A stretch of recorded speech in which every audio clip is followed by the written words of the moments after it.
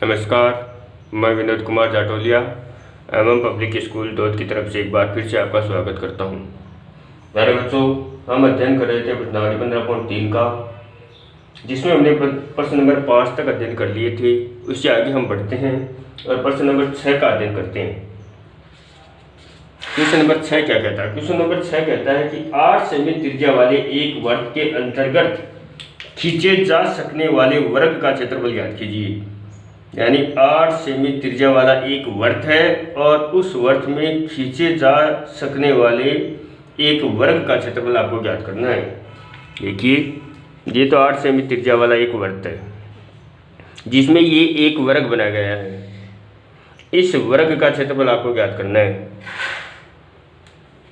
तो इस वर्ग की त्रिज्या है 8 सेमी। 8 सेमी त्रिज्या है तो इस वर्ग का व्यास हो जाएगा 16 सेमी, जो कि वर्ग के विकीर्ण के बराबर होगा। वर्ग का विकीर्ण और वर्ग का व्यास दोनों बराबर होंगे। हल करते हैं। देखिए, वर्ग की त्रिज्या बराबर 8 सेमी, वर्ग का व्यास बराबर 16 सेमी। त्रिज्या से डबल होता है व्यास। अब वर्ग का व्यास बराबर है वर्ग के विकीर्ण के, वर्ग का विकीर्ण। अब वर्ग का व्यास और वर्ग का विकीर्ण बराबर है, बराबर हम लिख लेते हैं 16 सेमी। अब वर्ग का विकीर्ण ज्ञात करने का सूत्र है वर्ग का विकीर्ण बराबर, वर्ग का विकीर्ण बराबर होता है √2 गुणा भुजा, √2 गुणा भुजा। अब हम लिखते हैं, आगे बढ़ाते हैं प्रश्न को। √2 गुणा भुजा बराबर 16 सेमी। तो भुजा बराबर आ जाएगी, वर्ग की भुजा ज्ञात करें हम 16/√2। अब इसका परमेयकरण कर लेते हैं। अंश और हर दोनों को हम गुणा कर लेते हैं √2 से। तो भुजा बराबर हो जाएगी 16/√2 गुणा √2/√2। √2 को √2 से गुणा करते हैं तो 2, और 2 का भाग 16 में देते हैं तो 8/2। ये तो आ गई भुजा। अब इस भुजा की सहायता से हम इसका क्षेत्रफल ज्ञात करते हैं। तो वर्ग का क्षेत्रफल होता है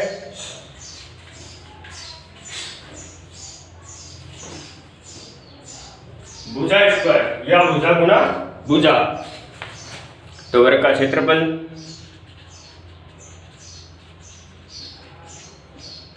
भुजा स्क्वायर, भुजा बराबर है 8/2। तो 8/2 की स्क्वायर, 8 का वर्ग करते हैं तो 64, और √2 का वर्ग करते हैं तो 2, और 64 को 2 से गुणा करते हैं तो 128 वर्ग सेमी। इस प्रकार से हम इस प्रश्न को हल करेंगे।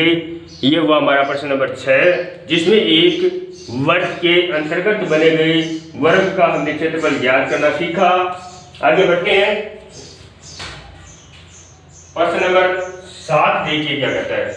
प्रश्न नंबर 7 कहता है, दी गई आकृति में एक आकृति हमें दी गई है और उस आकृति की सहायता से हमें छायांकित भाग का क्षेत्रफल ज्ञात करना है। छाया दी हुई है, उस छायांकित भाग का क्षेत्रफल हमें ज्ञात करना है। तो देखिए किस प्रकार से करेंगे।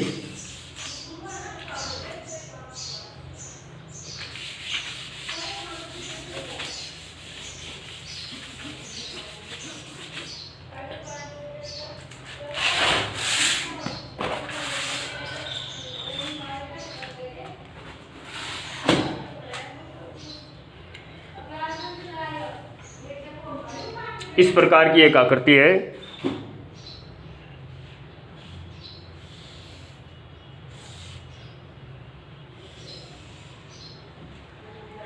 यह है एक वर्ग का चतुर्थांश, यानी वर्ग का चौथा हिस्सा, और इसको व्यास मानकर एक और वर्ग खींचा गया है, अर्धवर्ग, और यहाँ पर है छाया।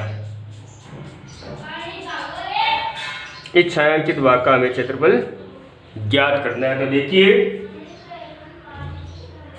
ABMC और यहाँ पर लिखा हुआ है N। और ABMC त्रिज्या 14 सेमी चतुर्थांश है। ये 14 सेमी वाला एक चतुर्थांश है, यानी इसकी त्रिज्या है 14 सेमी। ये यहाँ पर केंद्र मानकर ये वृत्त खींचा गया और इसकी त्रिज्या है ये 14 सेमी और ये भी 14 सेमी है। इन दोनों की सहायता से पहले तो हम इस त्रिभुज की, या पहले तो हम इसका वर्तखंड का क्षेत्रफल ज्ञात कर लेते हैं, यानी इस वर्तखंड का क्षेत्रफल ज्ञात कर लेते हैं। इस वर्तखंड का क्षेत्रफल हमें प्राप्त होगा, फिर अर्धवर्त का क्षेत्रफल ज्ञात कर लेंगे। अर्धवर्त के क्षेत्रफल में से इस वर्तखंड का क्षेत्रफल घटा देंगे और इसका क्षेत्रफल हमें प्राप्त हो जाएगा। तो देखिए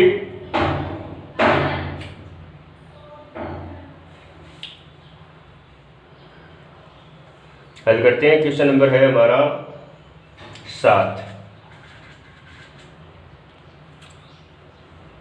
वर्तखंड BMC का क्षेत्रफल, वर्तखंड BMC में BMC की त्रिज्या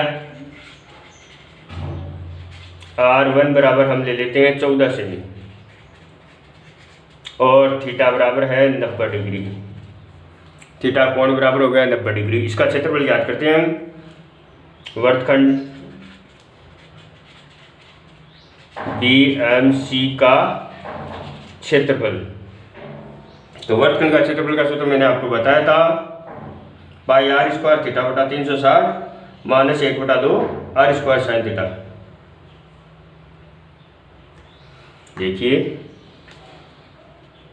पाई r स्क्वायर थीटा बटा 360 minus 1/2 r square sine theta. इसके साथ से हम क्षेत्रफल ज्ञात कर लेते हैं।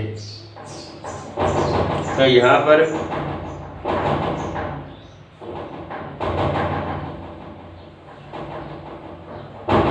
पाई बराबर लेते हैं 22/7, 22/7 गुना r बराबर 14 गुना 14 गुना थीटा बराबर 90 बट्टा 360 माइनस 1/2 गुना 14 गुना 14 गुना साइन 90 का मान हो गया 1। आगे बढ़ते हैं। 0 से 0 कैंसिल करते हैं। 9 का भाग 36 में देते हैं तो 4 बार, 7 का भाग 14 में देते हैं तो 2 बार, और इस 2 का भाग 4 में देते हैं तो 2 बार, 2 का भाग इस 22 में देते हैं तो 11 बार। 14 गुना 11, 14 गुना 11 माइनस 2 का भाग 14 में देते हैं तो 7 बार, और 7 गुना 14 गुना कर लेते हैं 14 को 11 से। 14 को 11 से हम गुना करते हैं। 11 चौक 44, 7 से 4, 11 कम 11 और 4 154 माइनस 14 से 98। 154 में से 98 घटाते हैं।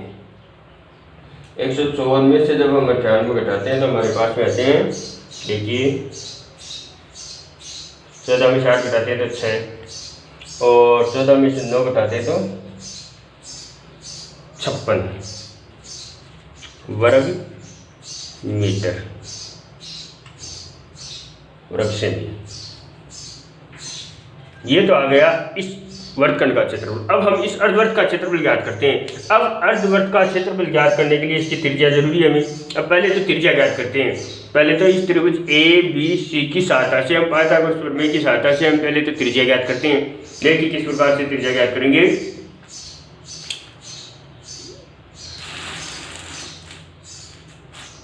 त्रिभुज ABC में लंब बराबर तो है 14 सेमी और आधार बराबर है 14 सेमी। कर्ण ज्ञात करते हैं। तो पाइथागोरस प्रमेय की सहायता से कर्ण ज्ञात करने का सूत्र हो गया कर्ण स्क्वायर बराबर आधार स्क्वायर प्लस लंब स्क्वायर। तो आधार स्क्वायर 14 का वर्ग प्लस 14 का वर्ग, कर्ण स्क्वायर बराबर आ गया 14 का स्क्वायर प्लस 14 का स्क्वायर। आगे बढ़ाते हैं प्रश्न को। तो कर्ण स्क्वायर बराबर 14 का वर्ग हो गया 196 प्लस 196। 196 और 196 को हम जोड़ते हैं तो हमारे पास में आते हैं 19 को 9 1 1 2 3 392। कर्ण स्क्वायर बराबर 392। अब कर्ण याद करते हैं तो कर्ण बराबर अंडरूट 392 तो बराबर आता था 14 अंडरूट 2। ये तो आ गई कर्ण, आ गया BC। अब BC को व्यास मानकर वर्त खींचा गया, अर्धवर्त खींचा गया है। अब BC व्यास है तो अर्धवर्त BNC की त्रिज्या, तो अर्धवर्त BNC का व्यास लिखते हैं हम। अर्धवर्त BNC का व्यास बराबर 14 अंडरूट 2 सेमी। देखिए अर्धवर्त BNC का व्यास बराबर 14 अंडरूट 2 सेमी। तो त्रिज्या R2, यहाँ पर R1 ली थी, यहाँ R2 ले लेते हैं तो बराबर 14 अंडरूट 2/2 बराबर 7 अंडरूट 2। ये आ गई इसकी त्रिज्या। अब इस अर्धवर्त का क्षेत्रफल याद करते हैं हम। अर्धवर्त BNC का क्षेत्रफल, अर्धवर्त का क्षेत्रफल बराबर 1/2 पाई R स्क्वायर। तो 1/2 गुना 22/7 गुना 7 अंडरूट 2 गुना 7 अंडरूट 2। 7 को इस 7 से काट देते हैं, अंडरूट 2 को अंडरूट 2 से गुना करते हैं तो 2, और 2 को इन दोनों अंडरूट 2 से काट देते हैं तो 22 गुना 7 बराबर 154 वर्ग सेमी। यह आ गया इस अर्धवर्त का क्षेत्रफल। अब हमें चाहिए छायांकित भाग का क्षेत्रफल। देखिए छायांकित भाग का क्षेत्रफल, छायांकित भाग का क्षेत्रफल बराबर अर्धवर्त का क्षेत्रफल माइनस वर्तखंड का क्षेत्रफल। अर्धवर्त का क्षेत्रफल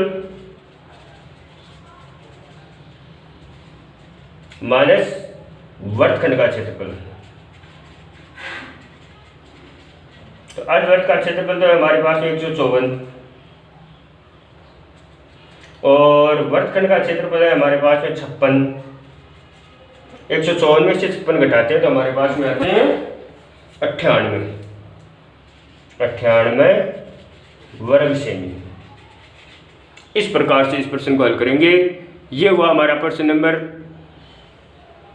6-7। आसान सा प्रश्न है। पहले हमें वर्तखंड का क्षेत्रफल याद करना है, अर्धवर्त की त्रिज्या याद करनी है, अर्धवर्त की त्रिज्या की सहायता से हमें अर्धवर्त का क्षेत्रफल याद करना है, और अर्धवर्त के क्षेत्रफल में से जब हम वर्तखंड का क्षेत्रफल घटाते हैं तब हमें छायांकित भाग का क्षेत्रफल प्राप्त होता है। तो प्यारे बच्चों, आज के वीडियो के माध्यम से हमने ये 2 प्रश्न हल किए हैं। आगे के 2 प्रश्न हैं हम अगली क्लास के माध्यम से हल करेंगे। धन्यवाद।